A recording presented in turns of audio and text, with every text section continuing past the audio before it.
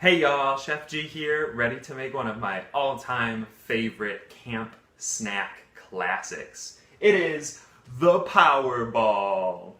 So our recipe for Powerballs is super simple. At camp we make them with 5 ingredients: oats, ground flax seeds, honey, sun butter, and chocolate chips. In my home kitchen, which is where we are now, welcome, thanks for being here, I did not have any chocolate chips, if you can believe it, and I also didn't have any ground flax seeds, so we're going to riff around on this recipe a little bit, make it slightly different than we make it at camp, and see how it comes out. But that's the beauty of this recipe. You can really put anything you want into it, and it'll probably taste pretty great at the end. But because I just touched my phone, I've touched my glasses a couple times, I'm going to go wash my hands, and then we'll get going.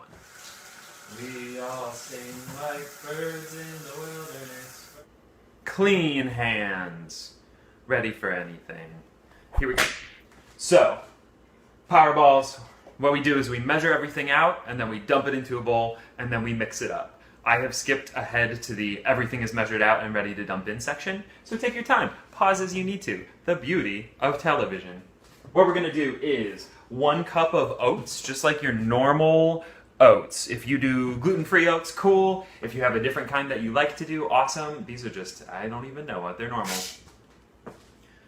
We're doing 2/3 a cup of sun butter. This is the stuff that I'm using. It is sunflower seeds, salt, and sugar. I think sun butter makes a couple different kinds, but you can also do any kind of seed or nut butter here. They should all work pretty similarly, just to kind of bind everything together and give some of those good fats and the good oils that our bodies really, really need and love. So I'm going to dump in this 2/3 of a cup.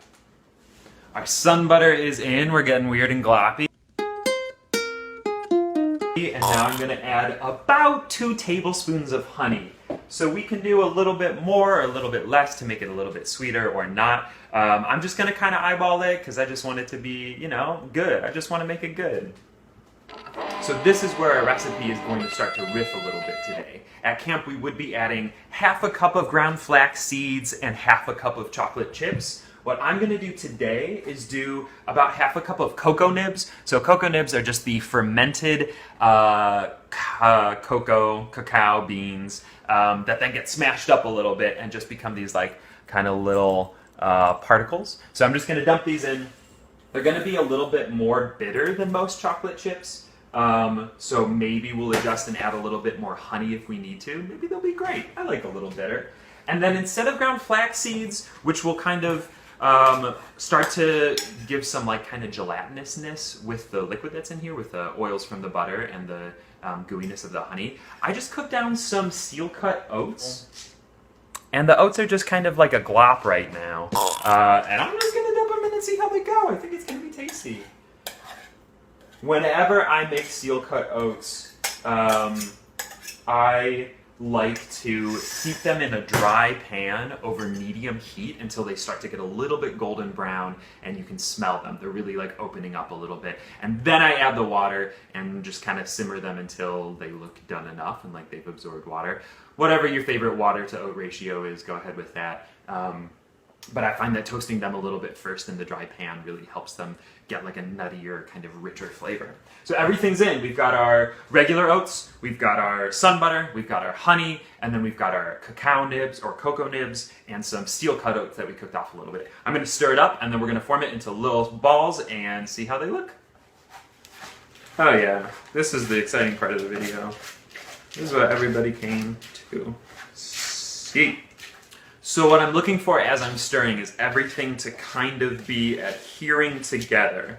I don't want any loose oats riding around. I want everything to kind of be forming like a thick dough, kind of if you were making cookie dough. I want it to be a little bit similar consistency. And that could look like this. The sun butter and the honey are holding everything together. Everything's incorporated. And I know it's going to stick enough to make into our little power balls because it's sticking to my spoon really, really well. We got to taste a little bit. I'll go wash my hands again, but here we go.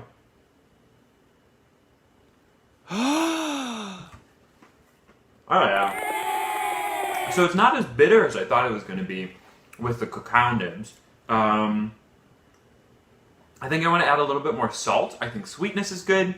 I think like the nuttiness of the steel cut oats is coming through, and I think that's like a fine replacement without flax. Waiting to be fed. Hands are washed. Salt. Little pinch. Wow. Looks good. Stir that in.